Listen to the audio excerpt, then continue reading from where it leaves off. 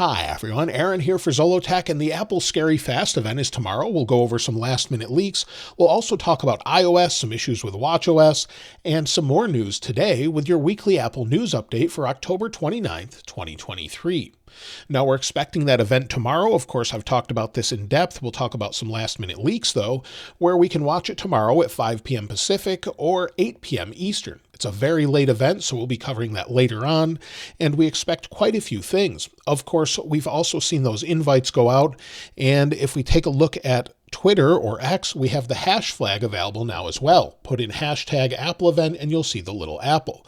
That wasn't live the other day when they sent out invites, and it's now live. It has been for a couple days. As far as where you can watch it, well, you can watch it on apple.com. You can watch it in the TV app, so if you're using the Apple TV app, or you can watch it on YouTube as well. So if you want to go to the Apple YouTube channel, you'll see it here also. So if you want to watch that, it'll be 8 p.m. Eastern. This will be updated based on your time as well. So if you go to YouTube, you'll actually see your local time based on your time zone. As far as the weekly news, well, Apple did send out care packages to some people, such as Lamar Wilson on TikTok and YouTube. He actually got some AirPods Max for free, along with some snacks that Apple sent along to him.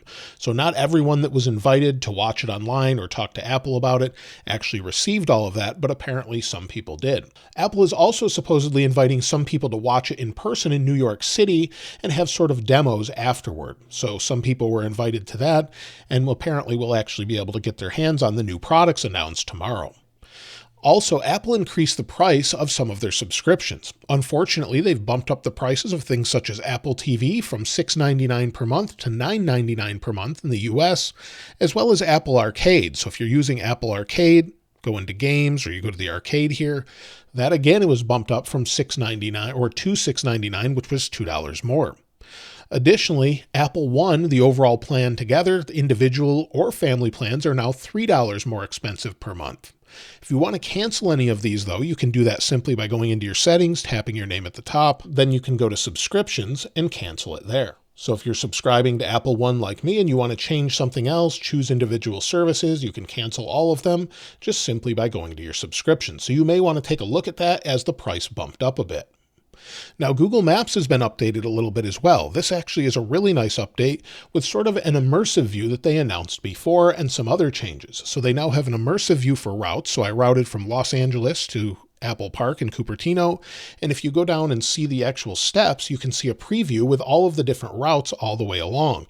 So if you want to see any specific area, you're confused as to what it might look like, you can go in, take a look at it, and it sort of shows you all around the entire route of what it looks like. It uses AI to put some of these together from different images they have and much more.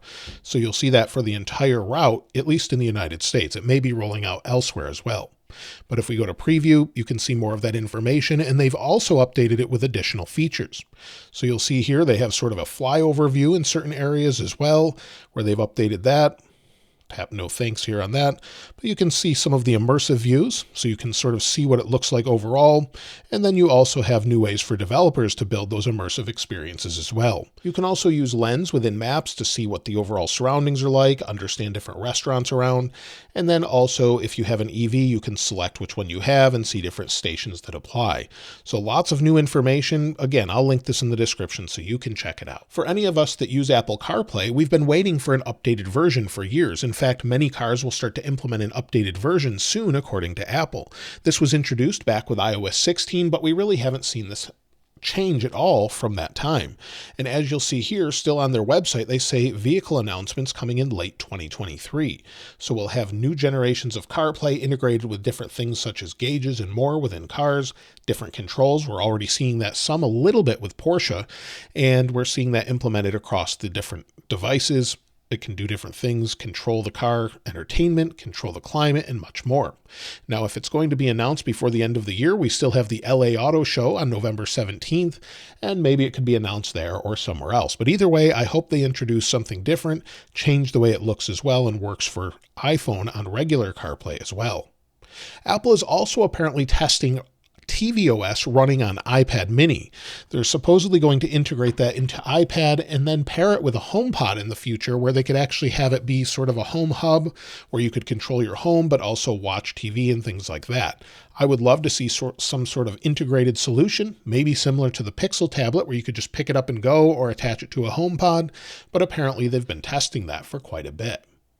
Now, as far as iOS 17.1, I did want to mention that, as many people are saying that it's quite good. I mentioned that yesterday in the follow-up video, so if you want in-depth coverage, be sure to check that out, but it seems to be much better for most people.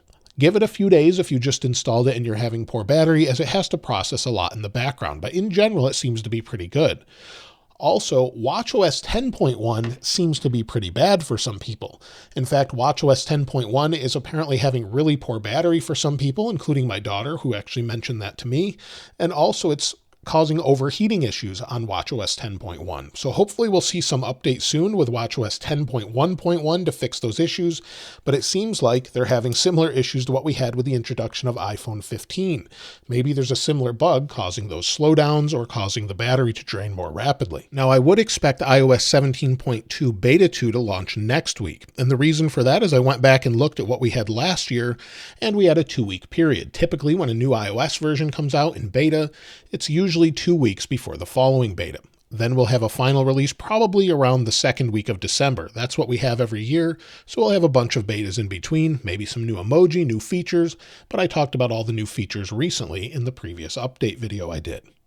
Now, as far as weekly deals this week, before we talk about what to expect at the event and what not to expect, AirPods Pro 2 are down to $199, even with the USB-C charging case. This is sold directly by Apple on Amazon.com. I'll link it in the description. Also, the Apple Watch Series 9 and Ultra 2 are discounted just a little bit, but there's not a ton of deals that I would recommend yet, as Apple is expected to update some Macs and things very soon, so I'd probably hold off on that. But if you're wanting AirPods, I would say pick up the AirPods Pro 2 for $50 off at this point. If you're wanting to get your hands on some, that's a pretty great deal. With Apple's Scary Fast event, we're expecting them to update accessories finally. I talked about this a little bit the other day, but it seems, according to Mark Gurman, that they are in fact going to update the Magic Mouse to get rid of Lightning and switch it over to USB-C. That makes a lot of sense, not just on the Magic Mouse, but also the Magic Trackpad and their keyboards as well. Switch them over to USB-C, make everything sort of standardized, and that would be much nicer. Hopefully we'll get a redesign a little bit where we can plug this in the front and continue to use the mouse. We've seen things like that from Microsoft and Logitech. There's not really a reason they couldn't redesign this slightly to allow for you to just plug in the front and then use it that way. So hopefully we see something like that. We can expect an update to the keyboards and more that way as well. Now, the big updates will be to the MacBooks. This is mainly a Mac event based off of the logo information anyway for the event. And it seems one thing is we're going to get 14 and 16-inch MacBook Pros with M3 processors. So M3 Pro, M3 Max, and according to Mark Gurman, we have up to 16 CPU cores and 40 GPU cores. This will make Apple have some of the most powerful laptops, and it seems the MacBook Pro inventory is running low, so we can expect the 14 and 16-inch this coming week, and maybe some surprises as well. We could also expect new display technology according to DigiTimes, where it could be more power efficient. I don't know that there would be any difference. Some people have speculated that the actual notch would be smaller, but we don't really know that for sure. But it seems the 13-inch will not get updated. So the 13-inch with the touch bar like this will not have an update, and hopefully they'll get rid of it as it's an old design. I know some people really like the touch bar, but for the most part, no one's really updating anything for it anymore. So I think they're probably going to get rid of it. However, we could also expect an iMac this time around with an M3. It's been a long time. We skipped the M2 with the iMac, so the iMac seems to be something they would update, along with new cables that go along with that are braided, similar to what we have with iPhone cables and more, but they would be color matched. Again, I've mentioned this before, but different leakers on Twitter have actually shown different colored cables that seemingly were for the Mac and not the iPhone like they originally expected. So this sort of gives you an idea of what the colors could look like there. Now, with the introduction of the new MacBooks, maybe we'll get something else, as Apple is actually supposedly going to focus on gaming this time around. Some people have speculated that the reason this event is held at night in the United States is so that it would be more in the daytime in Japan, where they're supposedly partnering with some people. Maybe Nintendo, maybe Sega, maybe someone else, Sony, someone else. We don't really know, but that makes a lot of sense if they're really going to focus on gaming. Tim Cook recently said that Apple is serious about gaming and they'll continue to pursue it. So maybe getting ready for the Apple Vision Pro along with that, there's supposedly going to be some sort of gaming focus this time around. Now, things we won't see is this 13-inch MacBook Air and 15-inch MacBook Air get updated, so we don't expect that. Again, we don't expect a Touch Bar Mac to be updated as well, and we also don't expect any iPads at this event. So at this point, we're not expecting iPad mini updates or anything else probably until next year as far as that goes. So the iPad Pro, along with possibly iPad mini and iPad Air, and the regular iPad would be updated next year. This is unusual, but maybe we'll see a surprise update of the regular iPad, but it seems like they're going to push that to the following year at this point. Also, one thing we don't expect to be updated for a while are AirPods. So AirPods are apparently going to get the USB-C update treatment next year, according to Mark Gurman, rolling into 2024 and 2025 with redesigns or updated, refreshed designs for those. So if you're hesitant about AirPods Pro 2 or maybe even AirPods Max, it looks like they're not going to be updated for a while. However, some of the chipsets and features may not roll into the AirPods Max or anything else. So it looks like Apple's really focusing on the AirPods Pro 2 the most. Maybe we'll get AirPods Pro 3 in 2024 or 2025. But don't expect any of that very soon, and don't expect any new HomePods just yet as well. Apple's Vision Pro headset is not expected until early next year, so we could see that anytime from January to March, along with new iPads and more. So it looks like we're just getting mostly Macs this time around, nothing else. So at this point, that's what I would expect. Hopefully we'll get a few surprises. Let me know if you're planning to pick up a new Mac in the comments below. And of course, I'll link this wallpaper in the description like I normally do. If you haven't subscribed already though, please subscribe. And if you enjoyed the video, please give it a like. As always, thanks for watching. This is Aaron. I'll see you next time.